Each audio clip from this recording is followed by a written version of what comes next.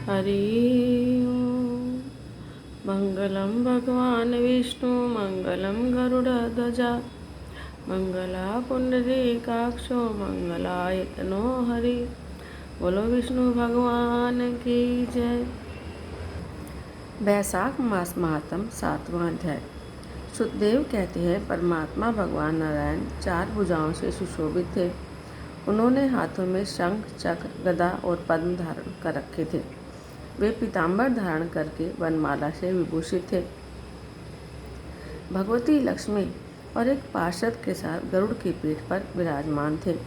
उनका दुसह तेज देखकर राजा के नेत्र सहसा बंद हो गए। उनके सब अंगों में रोमांच हो आया और नेत्रों से अश्रुधारा प्रवाहित होने लगी। भगवत दर्शन के आनंद में उनका हृदय सर्वथा डूब गया। उन्होंने तत्काल आगे बढ़कर भगवान को साष्टांग प्रणाम किया। फिर प्रेम विहल नेत्रों से विश्वात्म देव जगदीश्वर श्रीहरि को बहुत देर तक निहार कर उनके चरण धोए और उस जल को अपने मस्तक पर धारण किया। उन्हीं चरणों की धोवन रूपा श्री गंगा जी ब्रह्मा जी सहित तीनों लोगों को पवित्र करती हैं।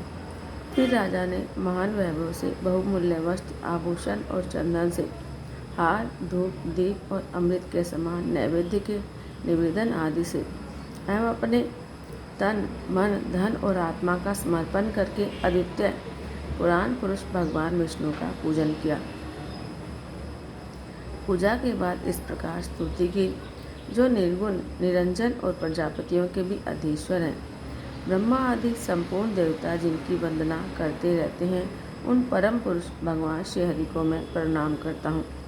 शरणागतों की पाप राशि का नाश करने वाले आपके चरणारविंदों को परिपक्व योग वाले योगियों ने जो अपने हृदय में धारण किया है, यह उनके लिए बड़े सौभाग्य की बात है।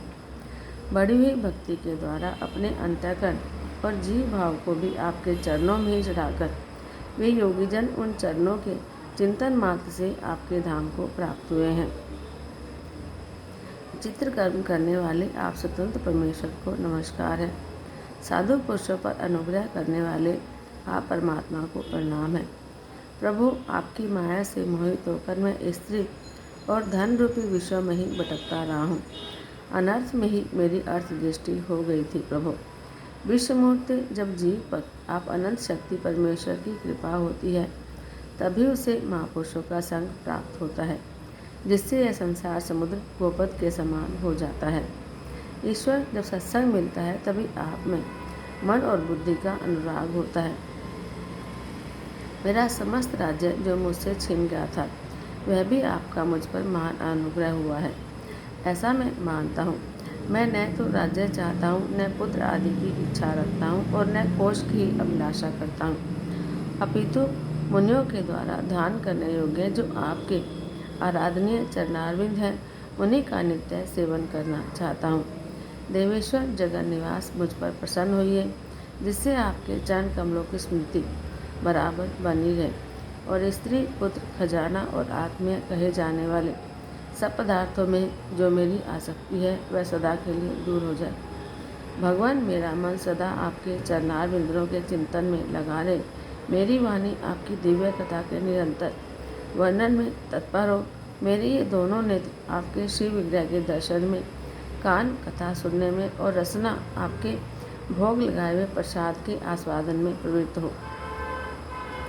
प्रभु, मेरी नासिका आपके चरण कमलों की और आपके भक्तजनों के गंध विलेपन आदि की सुगंध लेने में और दोनों हाथ आपके मंदिर में झाड़ू देने आदि की सेवा में, दोनों पैर आपके तीर्थ और कथा स्थान की यात्रा करने में और मस्तक निरंतर आपको प्रणाम करने में संलग्न है। मेरी कामना आपकी उत्तम कथा में और बुद्धि अहर्निश आपका चिंतन करने में तत्पर हो। मेरे घर पर पधारे हुए मुनियों द्वारा आपकी उत्तम कथा का वर्णन और आपकी महिमा का गान होता रहे और इसी में मेरे दिन बीते। विष्णु, एक क्षण और आधी पल के लिए भी ऐसा प्रसंग न उपस्थित हो जो आपकी चर्चा से रहित हो। हरे, मैं परमेष्टि ब्रह्मा का पद, भूतल का चक्रवर्ती राज्य और मोक्ष भी नहीं चाहता, केवल आपके चरणों की निरंतर सेवा चाहता हूँ, जिसके लिए लक्ष्मी जी और ब्रह्मा, शंकर आदि देवता भी सदा प्रार्थना किया करते हैं।